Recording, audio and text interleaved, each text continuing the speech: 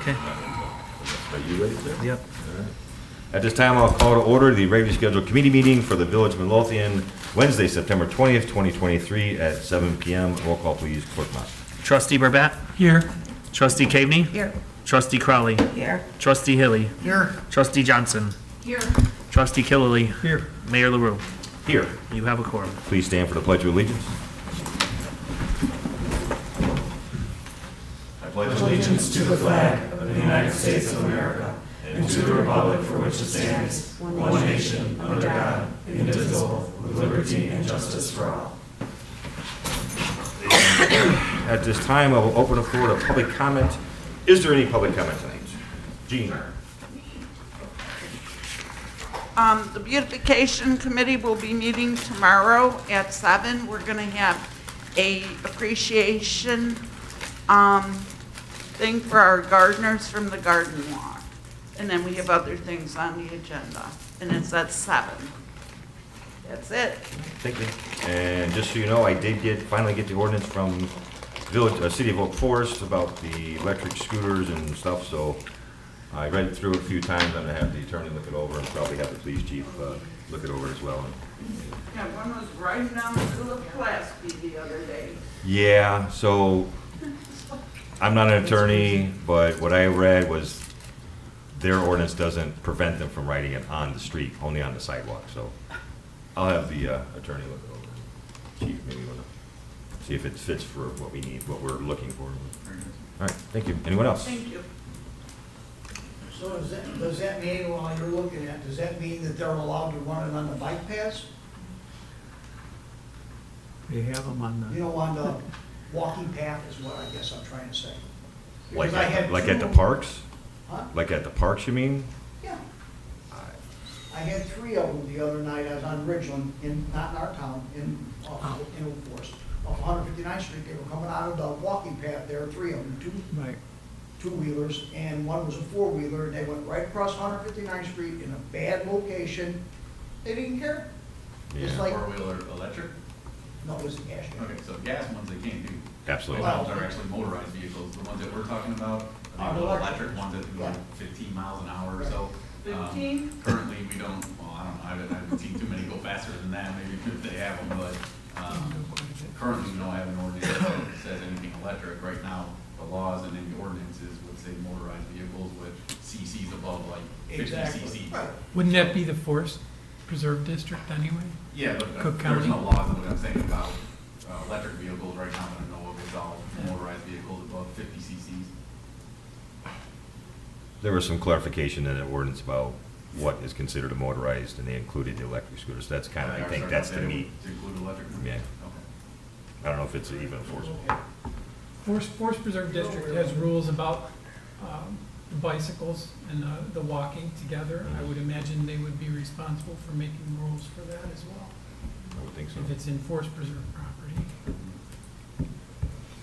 And I know over on Pulaski, on the walking trail over there, it says no motorized vehicle. Right. Right, but there is. There is. So that's what we're saying, Yeah. is motorized versus Oh. electric. They both go fast. All right. Any other public comments? All right, then I'll close the floor to public comment. And if it pleases the board, we have a representative that has some information about the Popeyes redevelopment. And I'm asking that we let trustee Caveney go first so that we can have him for questions and then not keep him too late. Very good, thank you, Mayor. All right, so on my agenda, I want us to look at number 4 first, because I need the board's direction for these meeting minutes, because it does include one of Popeye's zoning board hearing applications. So as I advised last week, Popeye's applied to the zoning board, and they had 2 application requests. The first request was for special use for a drive-through. The second request was for a zoning variance for the larger signage. So if you look at the board, if you look at the meeting minutes. Which one's Kathy? We're looking at item number 4. The meeting minutes were the last attachment, I think, and it's entitled Meeting Minutes. there's like 4 attachments that all Right. say minutes. Pardon? They all say minutes, and 3 of them say Popeyes. Okay, the very last one. It says zoning board meeting minutes, 9/5, it says IDOC and Popeyes. Okay, That one. thanks. You're welcome, sorry. Okay. Look at that document and go to page. Why is that in Word? That's why no one can open it. Page 6. Page 6, fourth paragraph from the bottom. Chairperson Gillis asked for a show of hands, oh wait, sorry. Above that.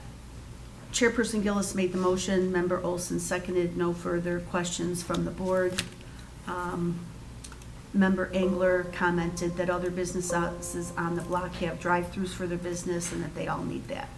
Attorney Valdez concurred that by making that comment into the record, it's a great favor to the applicant and it goes a long way to establish that they met the requirements.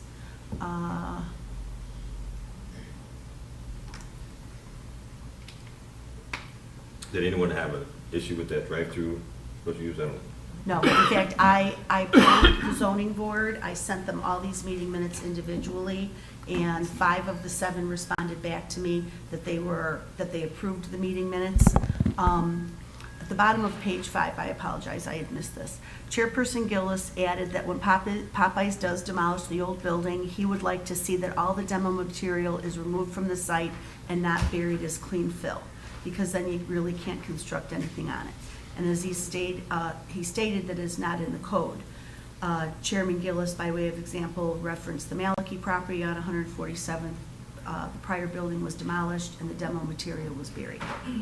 So, as part of their recommendation, the zoning board did approve the applicant's request for a drive-through with the condition that we added to the ordinance the condition that all the demo material be removed. So I just wanted to bring that to, Popeyes doesn't have a basement, so there'd be nowhere to put the I don't think so, building. no. But I mean, if they were gonna leave the footings in the ground, because remember, they're sliding the building over. Some demo contractors would see what's happening and they would demo the building, take all the top material off, and if there's concrete footings still buried in the ground, they would leave them there knowing that it's gonna get built over or asphalted over. We don't want anything left in the ground. When the building gets demolished, everything has to go, including any footings below the level of the dirt. Right. So no one has an issue with the drive-through? Okay. Okay, so, I don't know, now, on this, we had discussed last week the IDOC. I don't want to take up too much time in this conversation about the IDOC, but I believe that we had all agreed last week to the IDOC's request. I just wanted to put these meeting minutes on here to get board approval on them. We can do that now. I don't know if we have to, I don't know, I don't recall if the board has to approve zoning board meeting minutes. No. No, okay, very good. Then I'm gonna move on, but I wanted to bring that to your attention because that was part of Popeye's request, and now we're gonna be talking about their, we're gonna be talking about the signage. So if you go to number 1,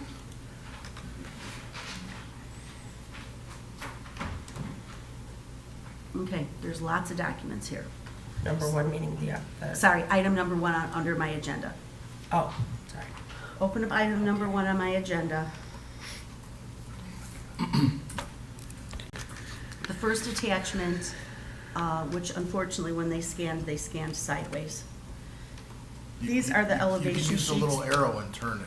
Huh? You can use the little arrow at the top of the PDF Why? and turn it, Why would you do that? just so you don't have to look at it Oh, sideways. okay. Thank you.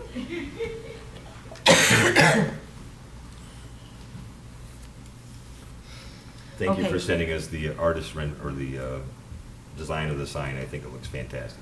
Yeah, so these photos are, they're kind of difficult to read because they're in black and white and gray, and they're so small, it's very difficult to pick up on it's just kind of hard to see what the size is going to look like, but this basically are the signages that they would like to install in the building.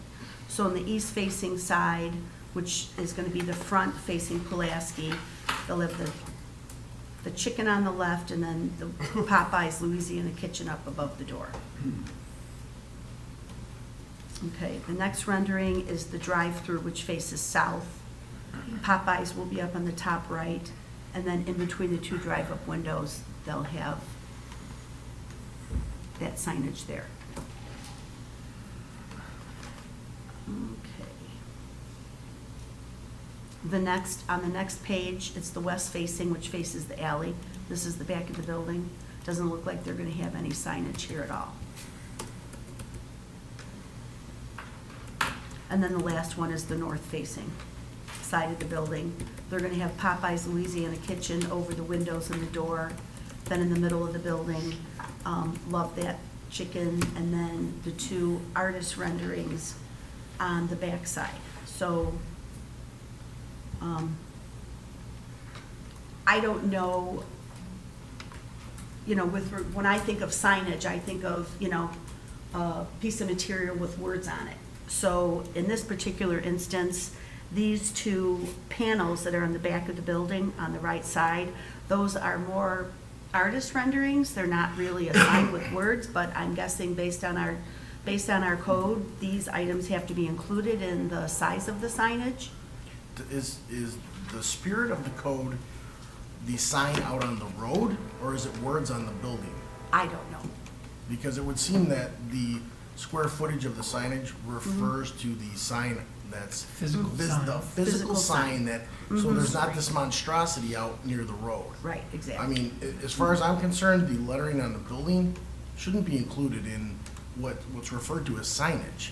McDonald's has got the big M out there. Then they have all the McDonald's on the building. As far as the code goes, anyway.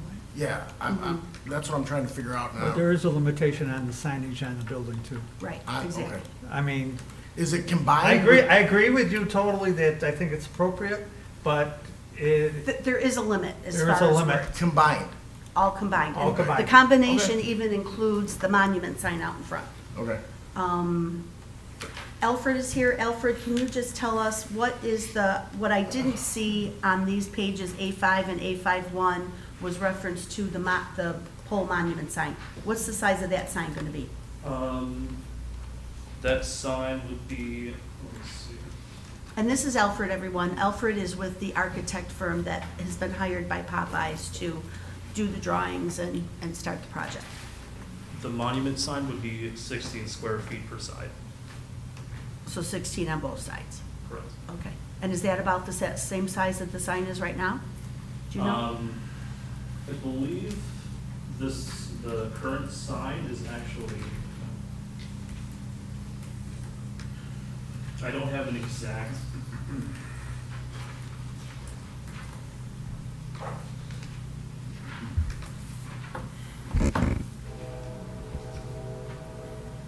I do have photos of the existing signage. Based on the photos, it should be around the same ballpark, Okay. if not a little bit less, actually. Okay. Very good. All right. The next attachment, the fourth attachment entitled Signage Appeal Letter.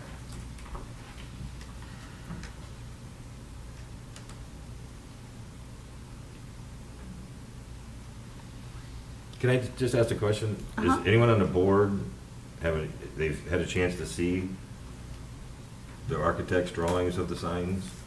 I did send those via email. Yeah. They did not have those on Monday before the agenda was published, but they sent them to us on Tuesday, and I believe I sent them to everybody yesterday. The quick question is, does anyone have an issue with what was presented to us as approving the variance?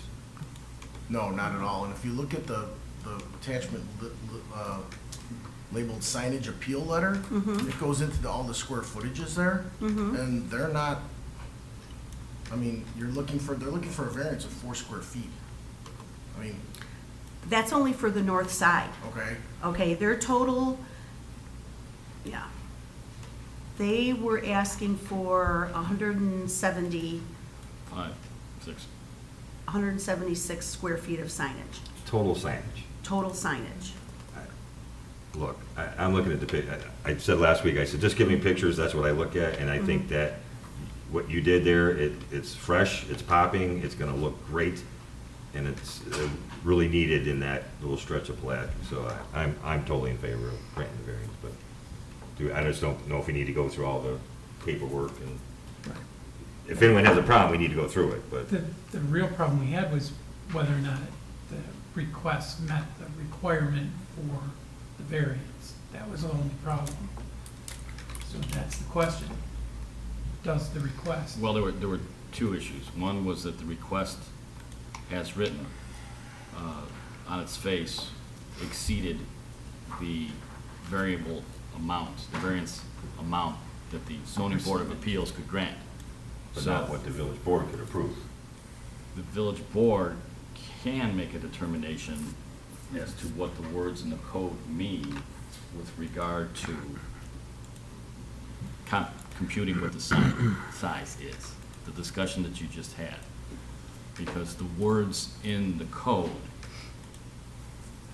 are not definitive about it. I mean, actually, the zoning department, excuse me, the building department usually makes that determination.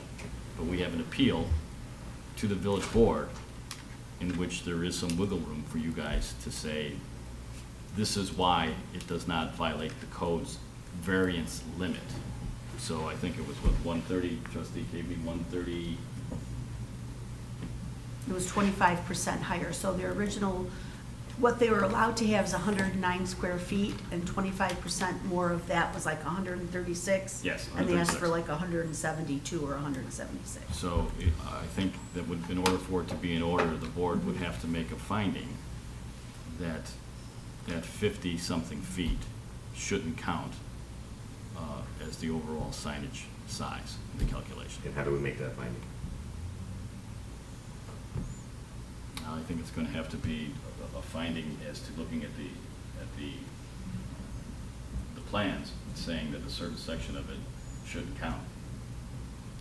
I mean, there has to be We some. have to have hard numbers and we Yeah, have there to has to have be some definitive rationale as to areas. why.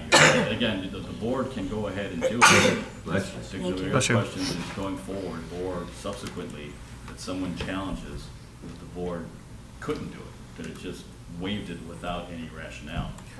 I think this brings to light, we probably should revisit our code. The zoning, the Because- science, yeah. If this is not acceptable, then there's something wrong with the code. Is this design of this Popeyes any different from any other one I would drive by in any other town? Any It larger. is not. Look at the Popeyes 159th and Markham, it's basically the exact same Right. thing. Right. If I can add, if you look at the letter, just under the section under north side elevation, the last paragraph says artwork panels, 32 square feet each, times 2 panels is 64 square feet. These are intended to be an architectural element, not considered signage. If the village interpretation of these artwork panels is that they are to be included in the signage calcs, then we would remove them from the building. So you're talking like, love that chicken, that was part of your signage? No, calculation? no. this would be strictly there's like these two artwork panels. They're on the north elevation On the page, if north. you look on the north elevation I'm page, There's the two on the near right side. Yeah, They look like a chicken head and a chicken tail. that's not signage. That's certainly a position that the board can take. That is not signage. I think we're all gonna take that position. Okay, and then they've got the same thing in, and this was the confusion when I looked at this before, in their application didn't specify this level of detail, you know, as to what was signage and what was signage and what was artwork. Right. What is the I- total square footage of the sign that you're putting off of the building? Well, The there's several. monument sign, Yes. that would be 16 feet each side, so I guess the 32. Oh, you're counting both Well, sides of it. it's 16 square feet. Right. So is it 8 by 8 256. then, or what are we talking about? I mean, Sounds It's like a it's rectangle. 256. He's saying Right, six. 256 square feet, is that Yes, what we're coming yes. up with? And what is our ordinance say? 136. Or excuse me, 109, but with the variance, it can go up to 136. For just the monument sign? Total No, signage. it's total sign. Okay. yeah. The monument sign alone, the one that's not painted on the, or how, I'm sorry, architectural design, the one that's gonna be standing on a pole, how many square feet is that? Does anybody know? On this letter, it says it's 16 feet, That's 16 square feet. what we just talked about. is correct. 16 times 16. Do you know The- approximately what the 256. dimensions are? The issue was that our code is based on the size of the lot. Right. Yes. So because it's a Correct. small and irregularly shaped Correct. lot, those dimensions are much smaller. Right. Trustee Burbett has exactly pointed out the difficulty we have, that the lot is so small and the sign is not any different from any other Popeye It's sign. just a smaller It's just the lot and the calculation based upon the lot size makes it, you know, Right. too big. It's my impression the village board wants to approve this variance, so how do we make that happen? Well, we'd have to make findings, or certainly the board could change the zoning sign. Excuse me, Well, we can't change the zoning today, so we have to make findings, But we right? can't make a finding based on what you just read. Well, we can make a finding that Those we are don't not believe part of the those, signage. those 3 architectural panels are not signed. Correct, that's a finding saying Right, that but- that doesn't, that they're not over the limit of variance. But that still doesn't account for the fact that the monument sign alone appears to be over the limit. 256 feet, yes. Where are you getting 260 Wait, square feet? yeah. It's 16 by- 16 square feet by, in Is it each side. 16 by 16? No, No, it's, this was- the total is 16 square feet on each side. On each side. So 32, it's it's 32 8 square feet feet. tall. Oh, And we're talking square feet here, we're not no, talking. right, what is the, what are the dimensions of the sign, do you It's know? 2 feet width, 8 feet Oh, tall. Okay. okay, so it's gonna okay, be a so it's rectangular well sign. below, Yeah. it's well below what we, Right. that's what I was trying to As get long as we to. don't count all the other signs. Right. Well, no, but, the other signs count. Yeah, The other all signs the count. other It's signs the count. architectural things probably not. Do not. But other signs Right. on a building have a limitation too. But overall, I think when you add all this up, it doesn't, if you eliminate the architectural, we're Right. Fine. It doesn't, it It doesn't doesn't exceed our exceed our allowable. allowance. That's Do you our agree, finding. Attorney Valadez? Okay, if that's the case, then we can certainly make the formal findings, which I will produce, and we can do that at this meeting, but I'll have to get them, because they were deficient at the zoning board of appeals. So 32 square feet. Can we not get to findings and have a vote on this next week? Are you, is it desperate that you have this approved tonight? One more week? I guess 1 week wouldn't hurt. That's fine. You looking to go out to bid or something, or? Well, to be honest, I am filling in for Jennifer Thorstensen. She Yeah. was supposed to be here. So I'm not totally sure what the urgency is, but if it's 1 week, Do you hear what we're saying? Right. The village attorney has to draft right, these findings that we're saying here tonight, and then present it to the board as a whole, and we have to vote on those findings. right. Does that make sense? That's fair. Okay, can I ask the board this question? You said no. No, that's, Oh, okay. yeah, that's all. Popeyes asked for the they asked for a special use for the drive-through. The zoning board's recommendation is that the village board approve it with the additional requirement that all their demolition material be removed and not buried. And then they've asked for this variance for the signage. And I'm hearing that the village board would like to approve what they're requesting. To the attorney's point, we have to come do findings, and I submitted the findings that were there, but do we have to draft our own findings differently than what? For the signage. For the Yeah, signage. yes. Okay. The presentation made for the special use was sufficient. The board can simply approve it. Does anybody know how much this, whatever is considered signage is, not the architectural drawings, but does anybody know what that square footage is? Is it even? 176. It's in this letter. It's 176. That's what, But that's that's, on the application. but that was including these architectural panels that we're not including anymore. That we're not Oh, yes, including and anymore? It I sounds don't like- think Oh, you mean they don't after? include the architectural panels. He said Right. in his note, he said in his note, in the appeal letter, look under first page, under north side elevation. The last paragraph says, artwork panels.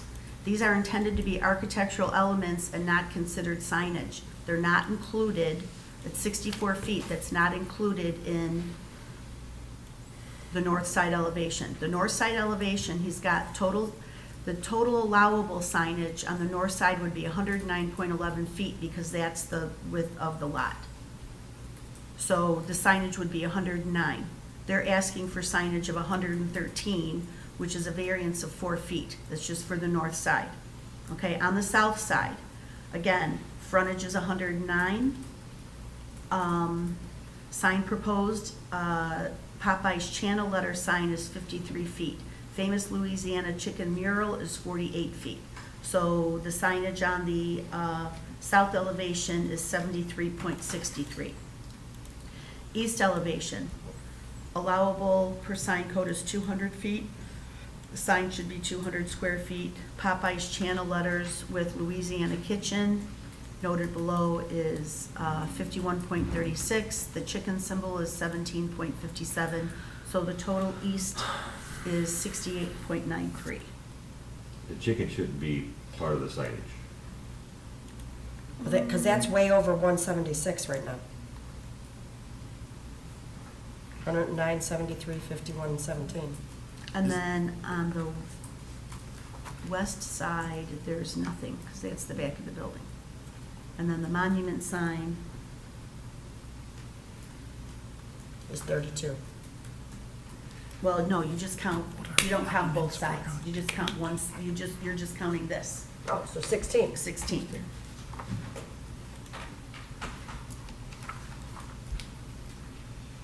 Well, unless I can't add, that's more than 176.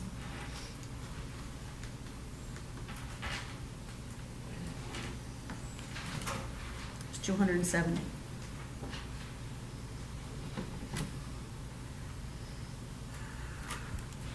But they're looking at it from a per side. You know, I don't know what the zoning code says for signage with regards to the totals, Attorney Valadez. I mean, they're looking at this purely from every side of the building. So if the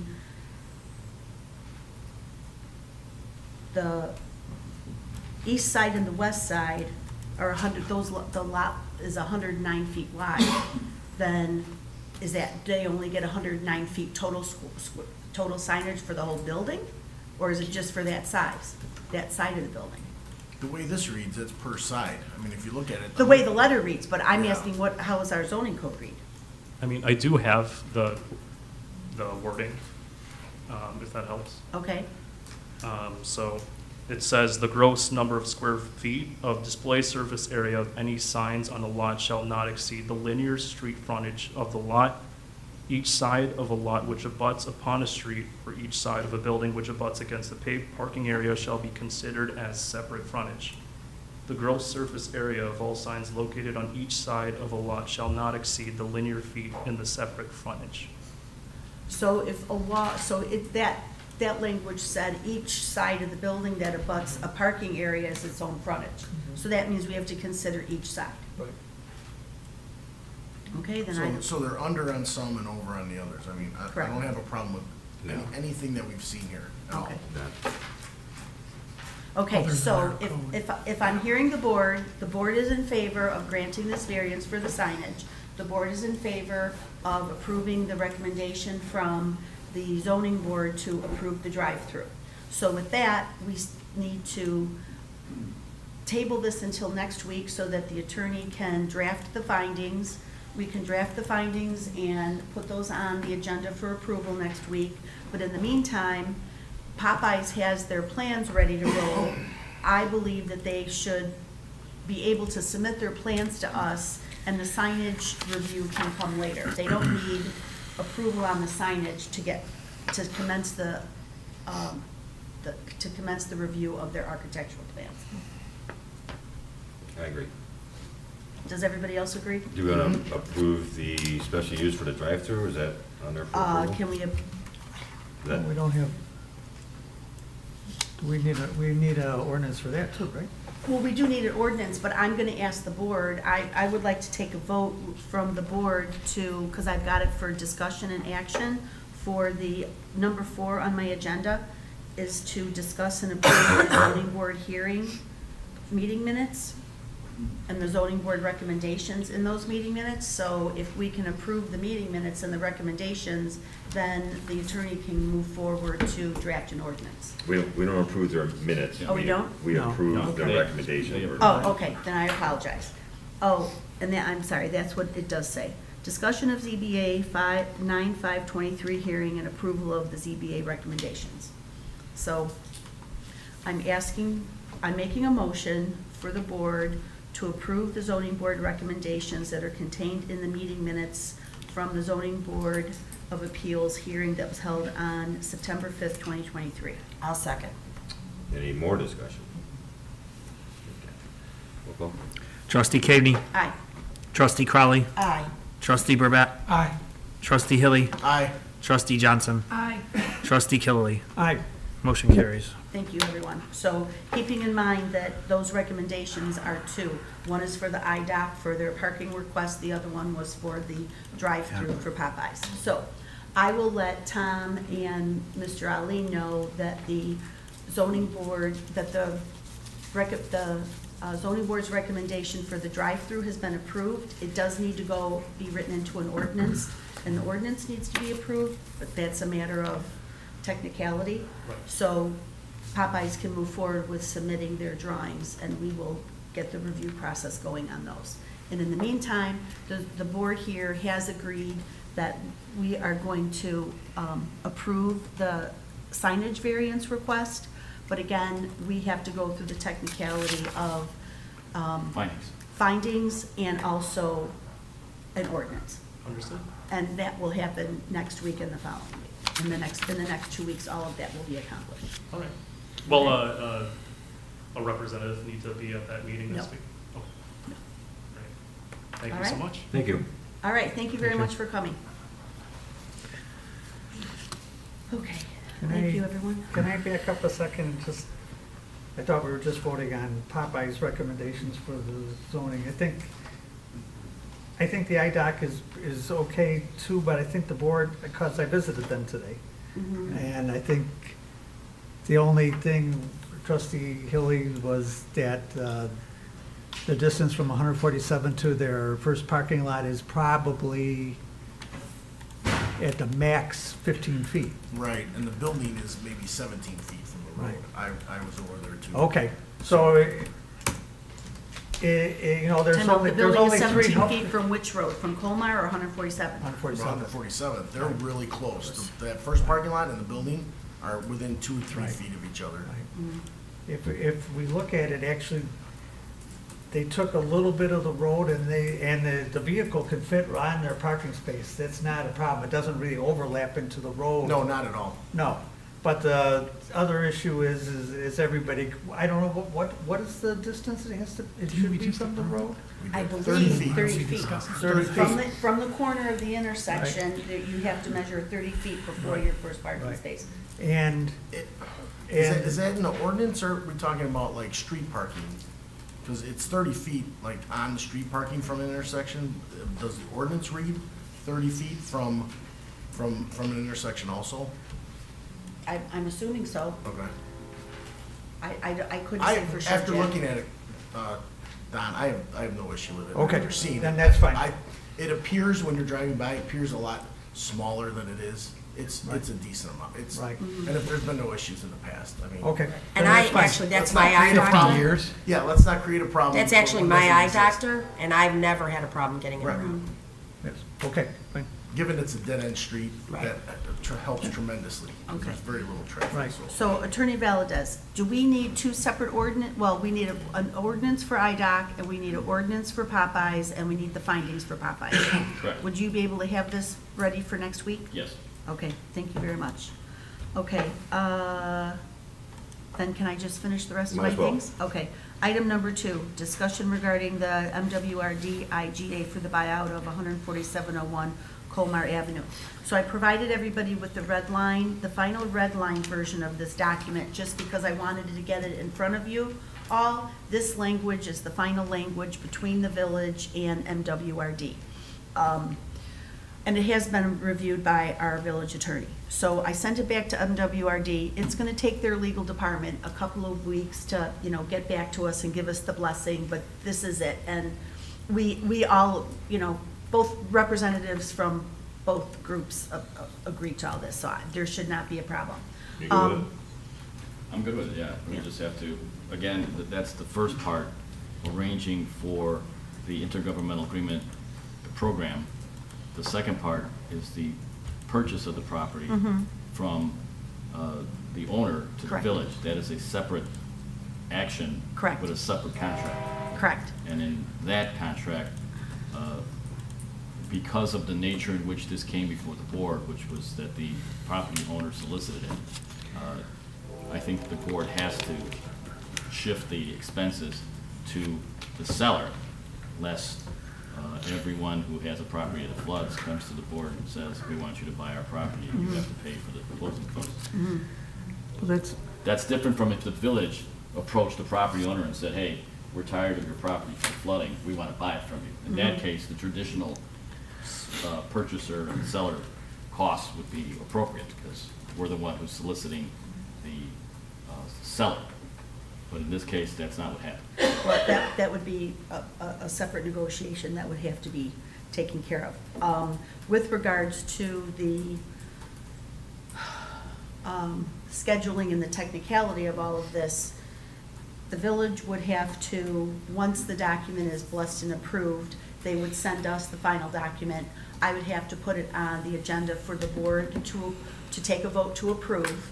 And then I would have to send a copy of the agenda and a copy of the roll call to MWRD as proof that it has been presented to our village board and they either approved it or rejected it. So if it gets approved, then they'll take that information with the final IGA and they'll send it to their board for review and approval. And then once they bless it, then they'll send the document back to us to sign. Then MWRD will sign it. Once MWRD signs it, then the village has to engage the appraisers then to go ahead and do the appraisers. It was recommended that we do not hire the appraisers and do the appraisals until the IGA is fully executed. So, given that, So can I ask a question? So, Attorney Valdez, I sort of missed what you just said. As I read this document, the buyer and the seller are splitting the closing costs? As far as the terms for the agreement between the MWRD and the village, but the seller, in this case, is not part of the intergovernmental agreement. And that's what MWRD wanted to make clear, because we wanted to put a division of the costs within the MWRD, the intergovernmental agreement. But MWRD feels we don't want to have anything to do with the seller and Negotiation the of the IGA. closing The costs. Oh, IGA right. is separate. Yeah. You can do, in fact, they said, if you want to get an agreement for them to pay your costs, that's fine. We don't care. We're just not putting the seller in our I agreement. got it. Okay, fine. exactly. So that brings me to the next point. I just wanted to present to the board the qualifications for the two appraisers that I've contacted. Both of the firms will charge approximately $2,000. Those are the quotes that they gave me last December. When we first entertained this idea at the end of last year, some of the documents, some of the information we got from MWRD wasn't very clear. I was under the wrong impression that we had to get appraisals right away and that I had to find out who the appraisers were we were going to use and present that information to MWRD for their approval right off the bat. And I thought that they had to, I thought it had to go to board approval, but it does not. They just want to look at their qualifications and then double check them against IDFPR to make sure that they're licensed and they don't have any, actions against them. So I wanted to present their qualifications to you this evening and let you know that these are the two companies that I found that we can engage to do these appraisals. They both gave me quotes last December, like I said, of $2,000 to do a full appraisal. And I was told by both of them that the price would stay the same. I'm waiting to get updated quotes from them. So, and so I'm just bringing this up for discussions to make you aware. And then at some point, when I get their proposals, when we're ready to hire them, I'll put the proposals on board docs for us to review and approve the expense. And Superintendent Sperry told me that this transaction has been budgeted for, I believe, through our Rain Ready budget.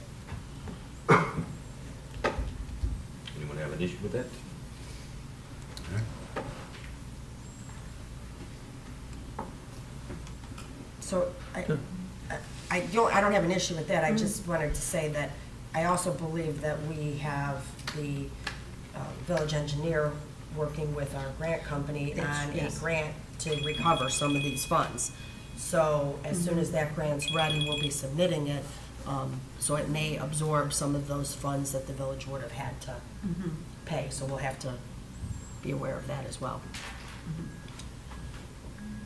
And in my conversations with the current owners, they had agreed that they would have their attorney draft the initial sales contract for us to review and approve, because that's traditionally how it goes. The seller drafts the sales contract. And that's where we'll have to work out Yes, our costs. exactly. And the sellers will be responsible for their closing costs. Traditionally, the buyer would be responsible for their closing costs, which would be a little bit less. Because this isn't like a home purchase where you have a mortgage and you have to get mortgage, title insurance, and blah, blah, blah. Just getting a simple title. That will also have to have, as part of the IGA, we're required to have a title, I can't remember the exact term of a title restriction that states that this property can never be sold to anybody for redevelopment. We could transfer it to another government or public entity. We could transfer it to the park district. We can transfer it to the library. We could transfer it to MWRD. But it can never be built upon. Okay. Okay, so does anybody have any questions regarding the IGA or the appraisals or this transaction as a whole? Okay. The only other question I have is, do we have an update as to the listing documents for 15207 Lawndale? For the mayor to execute? We were supposed to review it, see if it's okay to sign it, listing Oh, our yes. site. I will do that this week. Okay, thank you very much. And that's all I have. Thank you, ma'am. That's quite a lot. Might as well keep going this way. Trustee Kiley? Okay, couple things tonight, Mayor. In the past, we've had a Rain Ready committee, which is basically intended to be a resident-driven flood control advocacy program. Basically, that hasn't been meeting for 2.5 years. And I think it's beneficial from a couple different standpoints. One, I think resident involvement is great. I think resident from the ground up is just a great thing. It creates citizen involvement in flood control, and it actually creates the message is I think accepted a little bit more if it's from the residents and the village, not just the village. It's a program of CNT, which is a great organization, Center for Neighborhood Technology. They're very cooperative with us. I think we still have 2 areas that do need flood control, Belly Button Hill and Bremen Heights. And I think reinstating this committee would be beneficial in that effort to get to be in the loop, to be in the flood control loop between MWRD and Calumet and so on and so forth. It just helps, and also in the push to get grant money to do some flood control around those areas. I think we would have, again, it's just looks better on grant applications. It just works better as far as getting our citizens involved. And I think this is going to be, and flooding is going to be a long-term project. It's not just because we got some of these things remediated that it's over and done with. All you had to do is look at Calumet City over the weekend, which got 9 inches, which is basically not a controllable factor anyway, no matter what you built. Whatever weather conditions or climate conditions are happening, it's going to be something that's got to be addressed over the long term. So I would like to suggest that we try to reinstate the Rain Ready Committee with the blessing of the Center for Neighborhood Technology. I would think that this committee could meet on a quarterly basis, and I think that would be sufficient. If that's okay, if the board think is that a good idea, I'd like to take the ball with that and see if we could form a citizen committee on that. I think one example of how beneficial the Rain Ready Committee was that for the Jolly Homes Flood Control Project, the Nature Conservancy jumped right on board and said, yeah, we want to take care of the retention pond. That was because Rain Ready Committee made that outreach to them in 2019 and had them at the meeting and talked to them about the issues and how it affects Sundrop Prairie. Had the local people from Nature Conservancy here. They were very enthusiastic about it. So when this came up, they already knew what was going on. And the communication link was already opened, and they were very supportive of it. Also, they talked to School District 143, and School District 143 has been very supportive of it. So it works better as far as opening up a lot of communication channels that need to be opened up and build support for flood control. So I don't know what the board thinks about establishing it. I think it's a good idea. Okay. Well, I'll strike the ball and see what we can go from there. Number 2, Trustee Caveney, I think, informed us that we have license applications for 2 more smoke shops in town. That if you count, if we already have 4 in town, and if you count the one gas station, which is very big on smoking and vaping, then that's 5, so we'll have 7.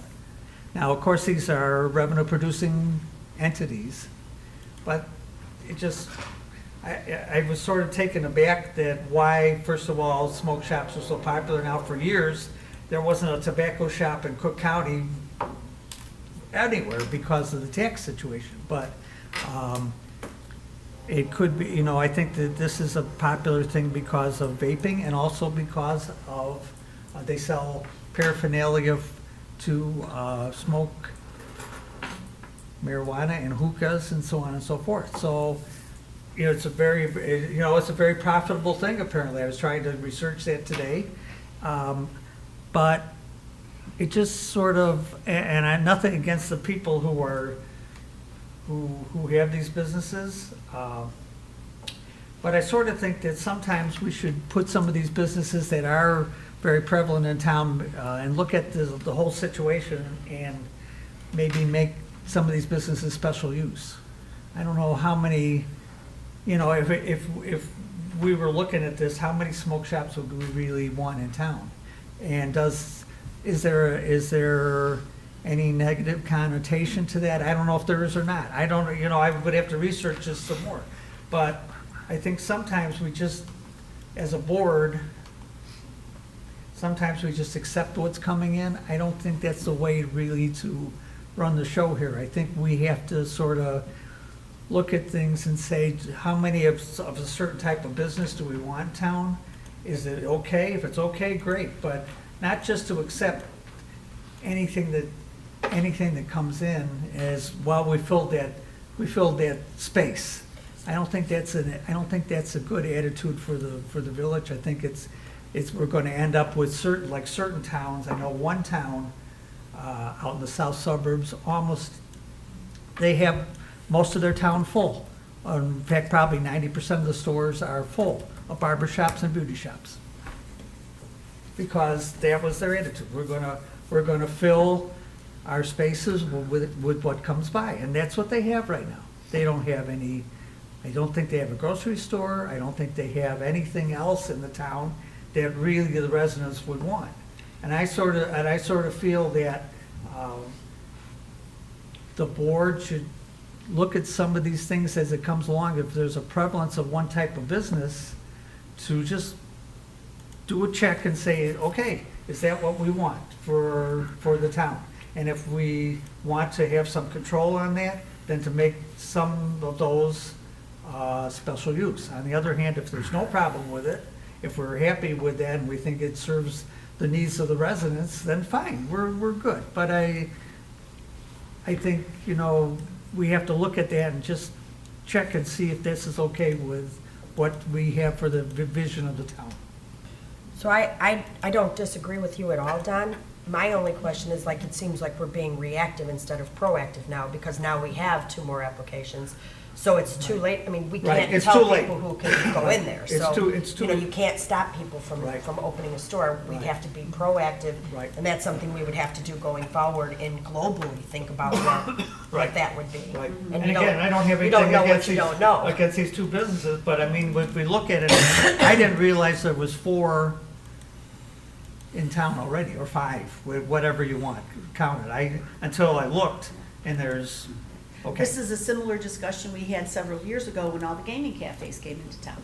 Right. You know, we had a similar discussion. All of a sudden, we had this explosion of gaming cafes. That's a little more controllable through the liquor licensing, though. This is not, we're talking about it's not, but it Well, sounds. we actually had to pass an ordinance Yeah. to say that it had to be so many, they had Right. to have so much of their business was food This related. sounds more food-related. consumer driven. I mean, if these are gonna, you know, there used to be a bike shop every 10 blocks, now you don't see bike shops. Right. The market polices itself. Yeah, Right. exactly. Like, Right. and like you said, though, it is what it is at this point. Right. Now, if. At this point, it is. Right. But going forward, that doesn't prevent another smoke shop from coming in. Can a municipality legally put special use on specific types of businesses?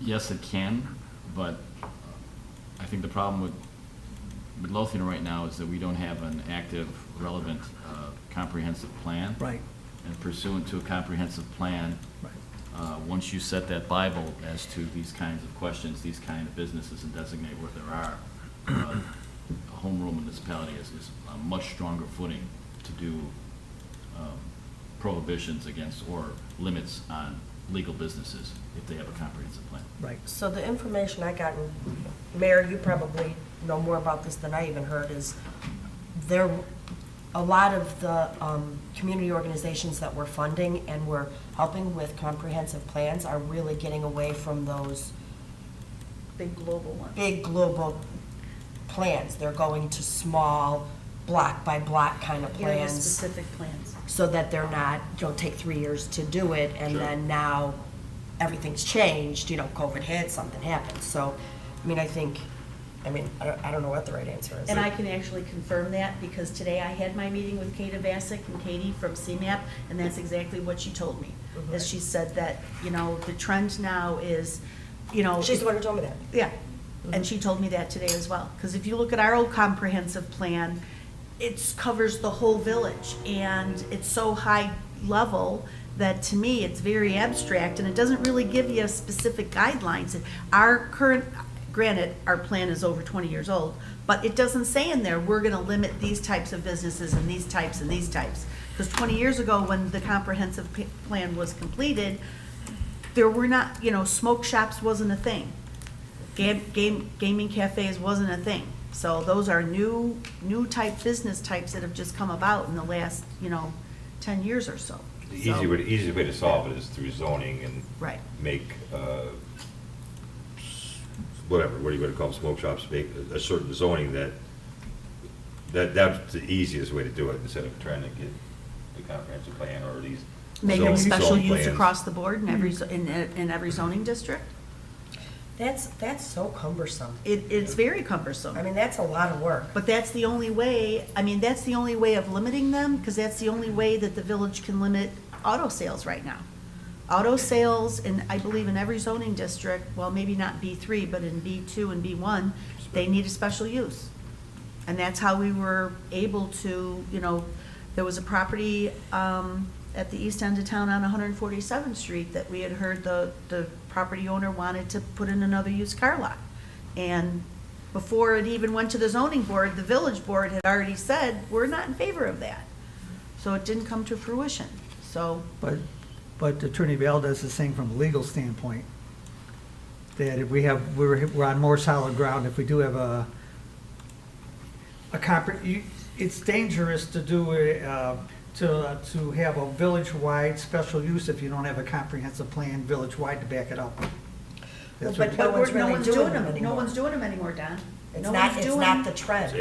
area plan. Yep. so- Yeah, I understand, I advocated, downtown plan too, but then are you going, then you basically would be able to, you'd be on better solid footing if you said, okay, then we don't want any of the certain type of business downtown. But for the rest of the village, you couldn't, it would be not right to say, okay, we can't have them in A and B, we don't have a plan for A and B, we only have it for C. That's the problem. And Don, from, I hear what you're saying, and I don't disagree, but in my head, I'm thinking economic development. Yep. Should your concerns be brought to the Economic Development Committee, saying, I'm concerned that we're having too many of the same kinds of businesses in the town? What are your recommendations to expand to different kinds of businesses so that we're not a one-trick pony, so to speak, in terms of having a similar type of business? I think this would be something that the Economic Development Committee could look at, because you've got business leaders on there, you've got community people, and they may say, that's fine that if we have a lot of smoke shops, as Jack said, that, The market will. the market will bear, fix but itself. let's use that Economic Development Committee to help inform us as to what they see that we should be working on towards other kinds of businesses. They're just, we don't have to. Well, do it all. I'd like to get their opinion, but I think the board should call the shots. I would love to get their opinion, because my opinion is just one person. Correct. I totally understand that, but Don, I'm not saying they would run the show, but I think getting. the I input to make us- think they should be partners with the board to say, okay, the board sort of thinks that we want to get this type of business, can you help us, or you would recommend to us, hey, this type of business is hot, why don't we try to get that? But I think legally, we have to watch out, because we want to be if we do special use, we want to be on a firm legal footing. The best use for that is whatever we call for special use, we better have a plan for it. That's about what it is. If we don't have a plan for it, we better not try to make any special use out of it, because we don't have a plan. Then somebody can say, you are discriminating against me, is that right? Yes, it's just, with a comprehensive plan, it's just easier and presumptively valid when you designate areas for certain kind of development, that you're not doing it for a But discriminatory haven't we done purpose. that through our zoning? Haven't we done that through our zoning? If That's you what- look at the zoning chart, the zoning Yes. chart specifies in B1, B2, and B3, what's But you're allowed, saying the what's not zoning, you're allowed. saying the zoning code doesn't work, and you're trying to change it, and I'm not saying it piecemeal doesn't it. work, I'm saying if it's the board's pleasure that we want to somehow regulate these types of businesses, we would have to do so through the zoning code. that can be done that way. But that is a tedious and Yes, it is. it is a very heavy hand But to how do that.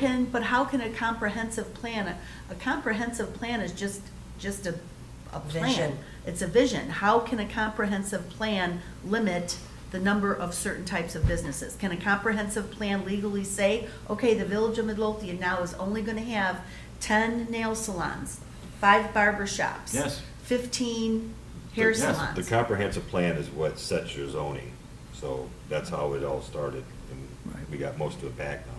Yeah, but the comprehensive plan was written in like 2001, zoning wasn't changed until 2007, right? It takes a No, long time. the It was comprehensive plan 2000. was 2005. Five. Oh, 2005, my mistake. And then- Okay.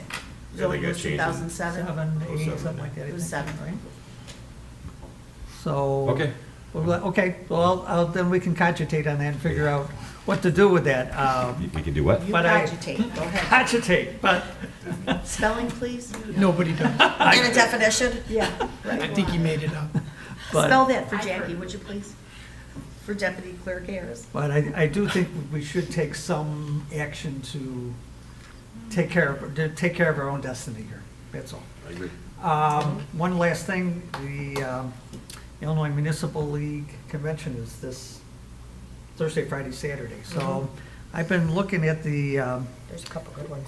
there's a couple good ones, yes. So, Yeah. two things about that were, I think I would, I can't do anything except Saturday, but I think I'm planning on being there Saturday. There's a very good one on retail strategies, how to track. And you wrote the book on this because you helped us with that folder before as far as demographics, but it's sort of been updated and additional things.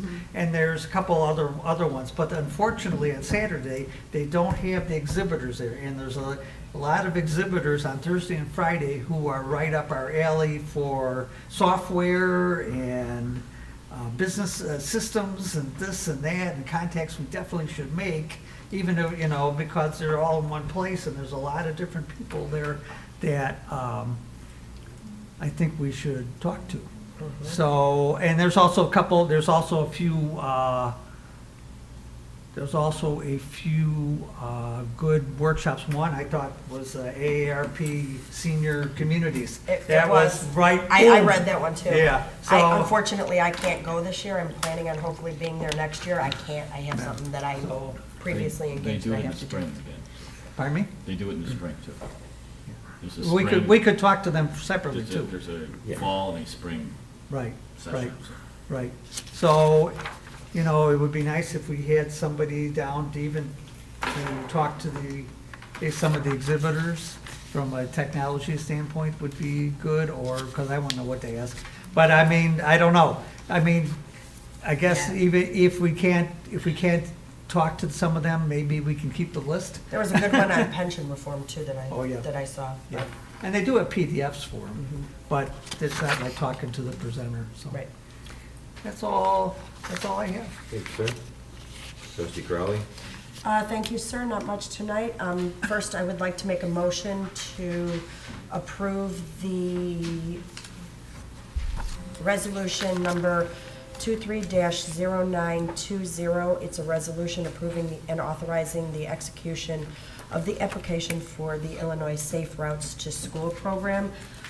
This is the Safe Routes to School grant that I talked about a few weeks ago. First, I want to thank everybody, but second, we will be submitting this at the end of next week, and it will cover putting in sidewalks in and around schools to make sure children have a safe passage to schools. So I'd like to make that motion. I'll second. Any discussion? Roll call, please. Trustee Crowley, Aye. Trustee Caveney, Aye. Trustee Burbette, Aye. Trustee Hilly, Aye. Trustee Johnson, Aye. Trustee Killily. Aye. Motion carries. Thank you, sir. That's all I have this evening, sir. Oh, thank you, ma'am. Trustee Johnson? On this side, I have nothing, sir. Thank you, ma'am. Trustee Burbette? I have 4 things for tonight, starting with looking for an approval to award the street surfacing bid to deconstruction in the amount of $604,708.10. I'll second. Was that a motion, Trustee Burbette? Yes. Seconded by Trustee Crowley. Isn't that what he said? Did I miss that? I don't know what he said. Any discussion? Roll call, please, Clerk Musker. Trustee Burbette, Aye. Trustee Crowley, Aye. Trustee Caveney, Aye. Trustee Hilly, Aye. Trustee Johnson, Aye. Trustee Killily. Aye. Motion carries. Okay. If you don't mind, I'm going to leave number 2 to the end because I'm not really sure about the wording on that one. Number 3 is looking for a motion to hire Robinson for manhole rehab and design construction engineering It's Is only this for discussion. I'm Just sorry. discussion or It's approval? discussion only. Okay. Any discussion on that?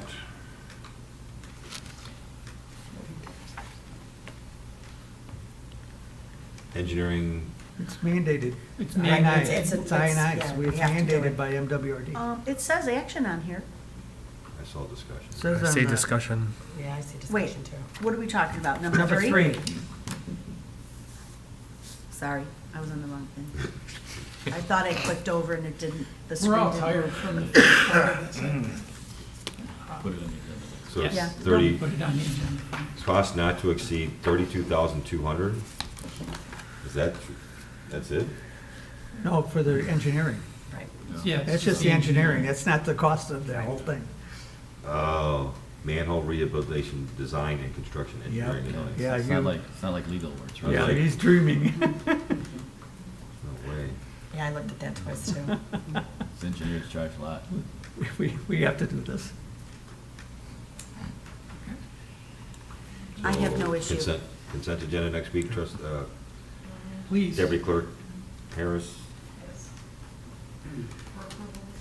Hmm? Yes. I'll Yes, make consent agenda. Next is a discussion for metro station platform repairs. It needs it. It's for the railings and that, right? It really needs it. The railings are looking terrible over there. And is this coming out of the metro funds? This is out of metro funds. We have the Metro funds, it's, oh my gosh. Anyway. Why? Why? $13,884.19. I don't think,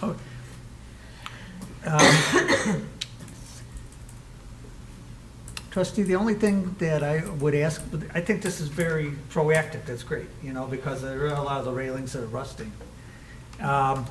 There is, from Keep Midlothian Beautiful, a receptacle for cigarette butts that is actually recessed into a hole, and just the top part of it is sticking out. And if there was some way of relocating that on the platform, that would be great, so that people would actually see it and use it. It was put there because I guess it was convenient, it fit right in whatever it was, but the idea is for people not to leave their cigarette butts all over, and as part of the person, you know, we've helped with clean up with Jason, and there's quite a lot of cigarette butts all over the place, as we would expect. But if it's visible, maybe we'll get a little better, cleaner. I'll look into it. Ask them, that's all. This is a great idea. It's very, very great work by Superintendent Sperry.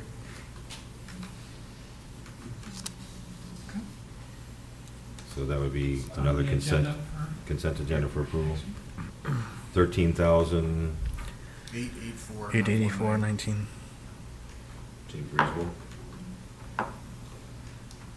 Last item, looking for approval for vacation carryover.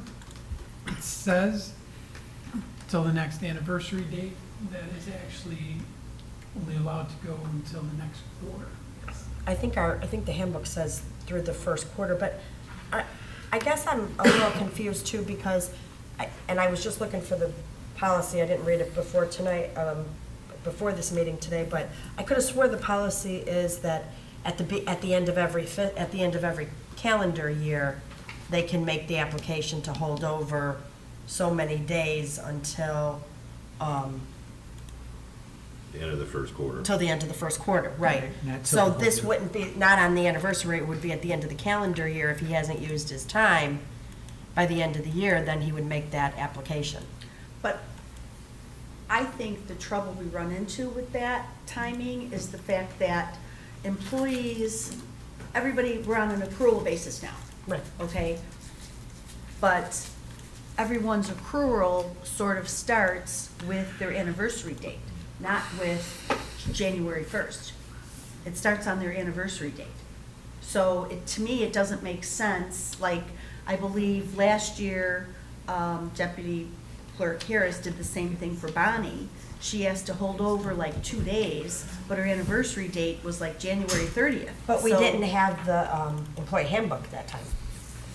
So that's why this, I mean, I'm, you know, That I'm was one of the assuming, things we tried to accomplish. obviously, it's not gonna be a fit for everybody right away because there were so many differences in how things went, but the whole goal is, I mean, if somebody has, you know, just got all their time in November, obviously, we're not gonna tell them to use it by December, but then their year would start the following year, they would have, you know, to use it by the end of the year. You know, we wouldn't make them do that, it would just be a simple notification. But the whole goal is to get everybody non-union doing the same thing, so that it's cohesive across the board.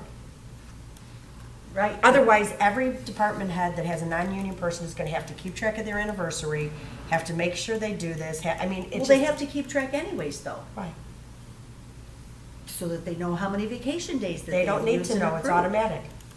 I mean, that's the whole point of an attendance and time software, to keep that information. I mean, we should, you know, doing this 10 times a year, it's just not efficient.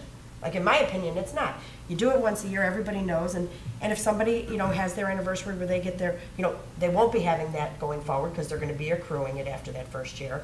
But again, it's just that first year, and then we go to the, you know, if someone has it and it's their first year they're getting it, then it just waits till the second year But to do it and we Sandy, approve it. the department heads are still gonna have to keep track of their employee's anniversary date even to make this request. Even to make this request, they have to know what their employee's anniversary date is. Why?